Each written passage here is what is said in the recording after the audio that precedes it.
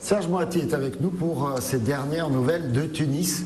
Vous revenez sur un pays que vous connaissez bien, c'est votre pays natal, sur cette dernière période, cette dernière année, tellement importante, tellement cruciale pour les Tunisiens. Bah oui, il s'est passé quelque chose, personne n'aurait pu prévoir ce qui s'est passé là-bas. C'est-à-dire la chute d'un dictateur, un tyran, et l'arrivée d'un peuple uni, comme ça, qui part d'une révolution, une révolte sociale, et après ça se termine en révolution du jasmin, ce qui était un mot invraisemblable. Je ne sais pas comment c'est venu. Alors que c'était une révolte sociale, une révolte pour la dignité, une révolte pour lutter contre le chômage, et personne n'aurait parié un dinar, c'est la monnaie de là-bas, sur le départ de Ben Ali. Personne. Moi j'y étais juste au moment où le petit jeune homme s'est immolé par le feu, le vendeur de 4 saisons, vous savez, et qui a reçu la gifle de la femme flic, comme ça, qui a mis le feu aux poudres, si j'ose dire, et en tout cas au corps du petit jeune homme, personne n'aurait misé un dinar. Et puis, ça a pris. Et incroyable. En plus, ça fait boule de neige sur les pays voisins. C'est comme, vous savez, ces boules de paille là, qui font... Vous m'avez dit que vous n'avez jamais cessé d'aller en Tunisie, même pendant toute la période, les décennies de Ben Ali. Vous n'avez pas ressenti, vous, observateur extérieur, ces ferments de révolte, de frustration? Si, de frustration, sûrement. Tout le monde était gueulé, quoi. Mais en silence. Parce qu'il y avait la police partout. Et c'était... faut pas se faire les malins, il faut pas se faire repérer, etc. Par exemple, vous allez prendre un café, à côté de vous, il y a peut-être un flic, ou je sais pas quoi, etc. Mais quand on y allait en vacances, comme moi, il y a comme des millions de Français en vacances, millions. Le drame, d'ailleurs, c'est qu'il n'y a plus de touristes en Tunisie pour l'instant. Oui, c'est ce qui Mais est terrible. on était très très bien accueillis. On habitait le long de la côte, le littoral. Moi, la mer était à, je sais pas, 200 mètres de chez moi. On ne voit pas la Tunisie des oubliés, la Tunisie des miséreux, la Tunisie de l'intérieur. C'est là où s'est passée l'immolation de ce pauvre garçon, et ainsi que tous les troubles sociaux qui l'ont précédé. Donc vraiment, il y avait deux Tunisies. Une Tunisie très accueillante, ouverte sur l'extérieur, plutôt avec un bon niveau de vie. Il fallait voir les voitures, les machins, les centres commerciaux, dégorgeants de trucs.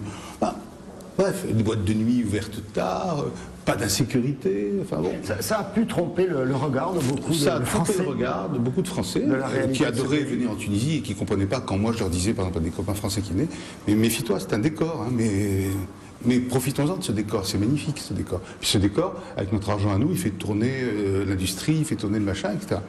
Puis, sauf qu'une grande partie de cet argent était détournée par la famille Trabelsi. Mais ça, c'est devenu invraisemblable et très dur à vivre depuis, disons, une dizaine d'années. Au début, j'étais timide, puis ça a pris de l'ampleur, c'est devenu une sorte de pieuvre incroyable. Alors c'était très choquant pour les gens qui eux-mêmes faisaient des affaires en Tunisie et qui étaient obligés de filer des bakchiches à ce clan corrompu en Tunisie. Et maintenant, l'État tunisien actuel essaie de refaire venir l'argent, mais c'est pas si évident que ça. Oui, c'est forcément compliqué, les arcanes financières internationales. Aujourd'hui, après un an, je crois que les un an de cette tout à fait un an, a été fêté, l'évolution avec ce choix électoral démocratique des Tunisiens, c'est quelque chose, là, cette fois, que vous attendiez, ça vous inquiète ou vous dites finalement c'est peut-être l'évolution normale?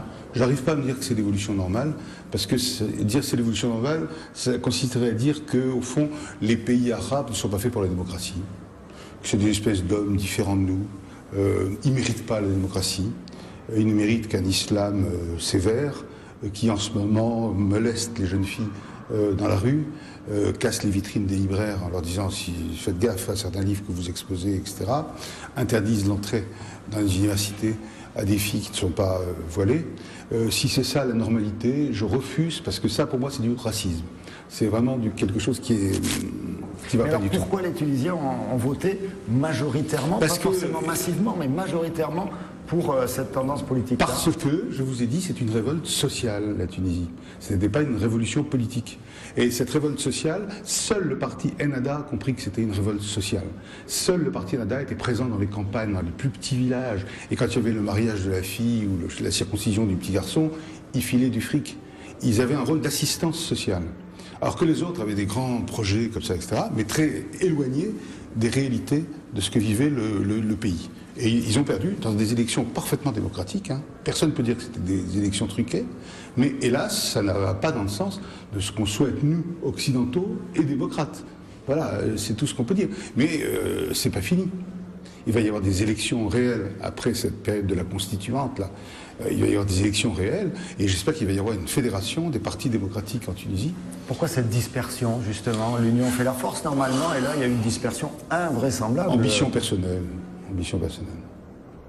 Ambition personnelle. Des querelles d'ego. Il y en a un qui est président de la République, l'autre président de l'Assemblée nationale. Ce sont des laïcs et des démocrates, tous ces deux-là. Et ils se sont dit peut-être qu'il fallait mieux pas laisser les islamistes tout seuls. Qu'il valait mieux être à l'intérieur des machines d'État. On va voir, parce que si ça consiste à regarder les gens se faire molester dans la rue sans broncher, c'est pas exactement ce qu'on attend non plus. Serge Moati pour les dernières nouvelles de Tunis, et puis on peut citer également 30 ans après, c'est 30 ans après 1981, on a bien compris, avec la rose, sur la période... Et avant 2012. Et avant 2012, voilà. Mais vous reviendrez pour l'après 2012. Merci beaucoup. Merci.